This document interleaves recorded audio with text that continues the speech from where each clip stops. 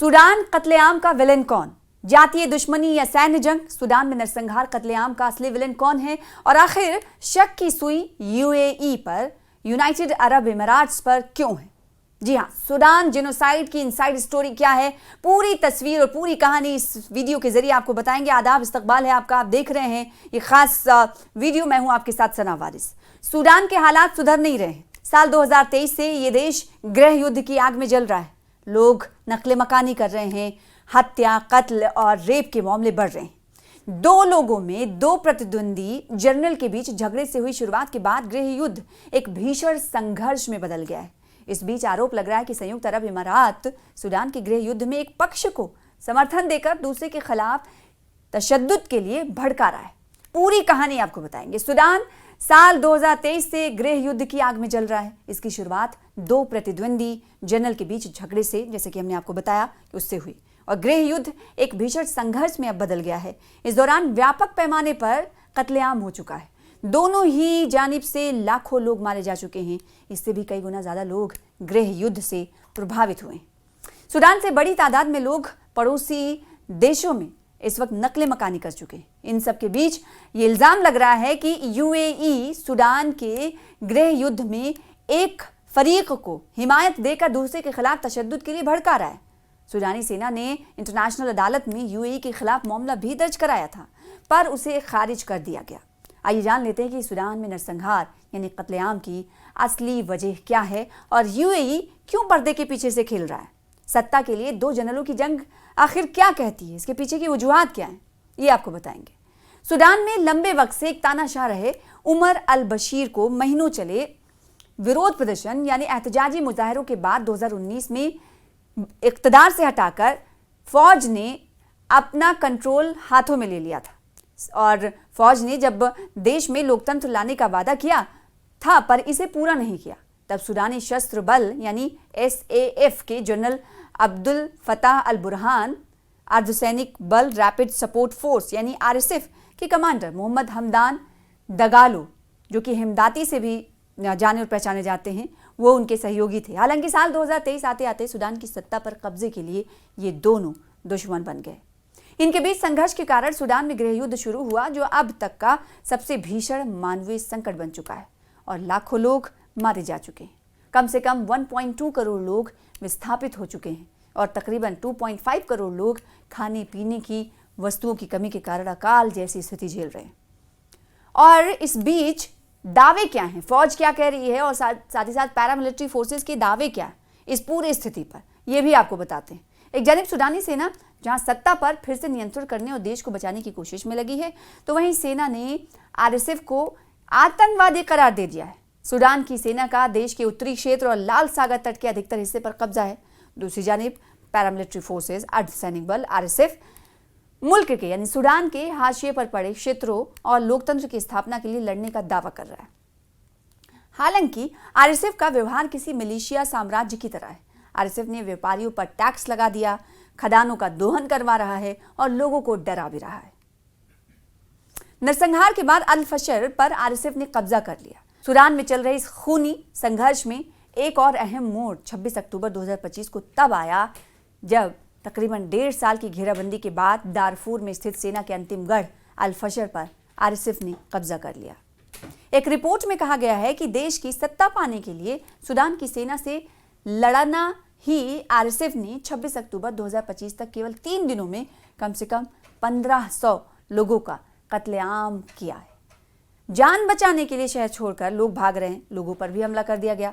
Sudan के गृह युद्ध पर नजर रख रहे सूडान के एक डॉक्टर्स नेटवर्क का दावा है कि आरएसएफ की ओर से किया गया ये असली कत्लेआम है। कत्लेआम के बाद अल फशर पर आरएसएफ का कब्जा है पूरा। इस बीच येल यूनिवर्सिटी ने उत्तरी दारफूर के इस सूडानी शहर अल फशर की सैटेलाइट से ली गई तस्वीरें जारी की हैं। इनमें अल फशर की जमीन खून से लाल दिख रही है।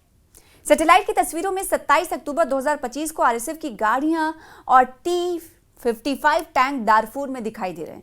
घर में घुसकर लोगों का कत्ल और साथ ही साथ खवातीन का रेप किया गया। अल फशर शहर की उत्तरी दारफूर की राजधानी है। यहाँ पर 8 लाख से ज्यादा लोग रहते हैं। 18 महीनों तक आरएसएफ की घेराबंदी के बाद यहाँ दवा, खाना और पानी जैसी बुनियादी सहूलियात की कमी हुई तो शहर छोड़कर लोग भागने लगे।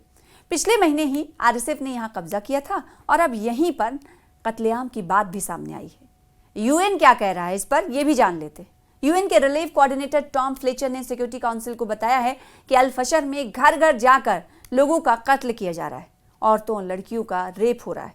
यहाँ का आखिरी बड़ा हॉस्पिटल भी आरएसएफ ने बर्बाद कर दिया है। और एक और वजह बताई जा रही है कि इस पूरे हालात की वजह और क्या हो सकती है। कहा जा रहा है कि एक और विभाजन की आशंका हो रही है। इस महत्वपूर्ण शहर पर कब्जे के बाद आशंका गहराने लगी है कि एक बार फिर सूडान का विभाजन हो सकता है। इससे पहले 2011 में सूडान के मुस्लिम बहुल उत्तरी हिस्से और ईसाई अश्वेत बहुल दक्षिणी हिस्से के बीच संघर्ष हुआ, जिसका नतीजा सूडान विभाजन के रूप में सामने आया और दक्षिणी सूडान का गठन हुआ था। तो अब एक बार फिर से ये आशंका, ये इम्कान उभर कर दिखाई दे रहे हैं कि एक और विभाजन हो सकता है, यानी एक बार फिर से सूडान में विभाजन हो सकता है, बाइफर्केशन हो सकता है। सत्ता के साथ ही जातीय जंग भी काफी अहम है। कहा जा रहा है कि सूडान का संघर्ष केवल गृह युद्ध या सैन्य लड़ाई नहीं है, बल्कि अब सत्ता और रिसोर्सेज के साथ जातीय दुश्मनी की जंग बन चुकी है। आरएसएफ जहां अरब जनजातियों से जुड़ा है, देखिए इन दोनों में फर्क क्या है और आखिर दोनों ये जो मुखालिफ हैं, हरीफ हैं, इनके बीच इतनी गहरी खाई क्यों बनती हुई जा रही है, और आखिर आरएसएफ और सेना क्या चाहती है, ये आपको बताएंगे। और ये आरएसएफ किसे बिलोंग करती है, साथ ही साथ सेना का क्या कुछ कहना है और क्या कुछ इस वक्त सूडान में कर रही है, ये पूरी तफसील आपको देंगे।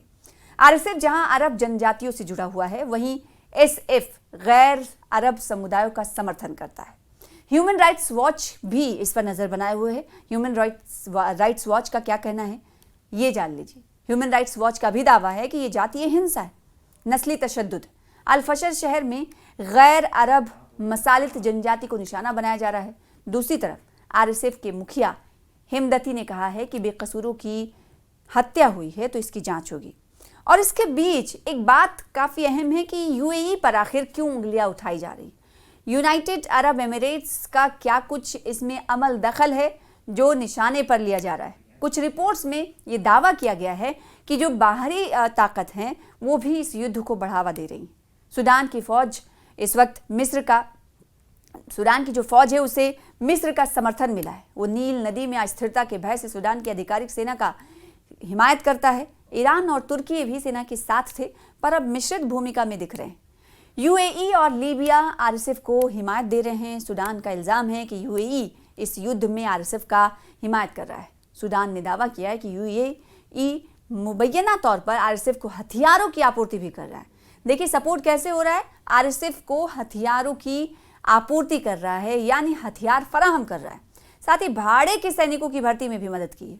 यूएई की तरफ से आरएसएफ को दी गई मिलिट्री मदद और आर्थिक मदद ही गैर अरब समुदायों, खासकर दारफूर में मसालित लोगों की सामूहिक कत्ल की वजह है।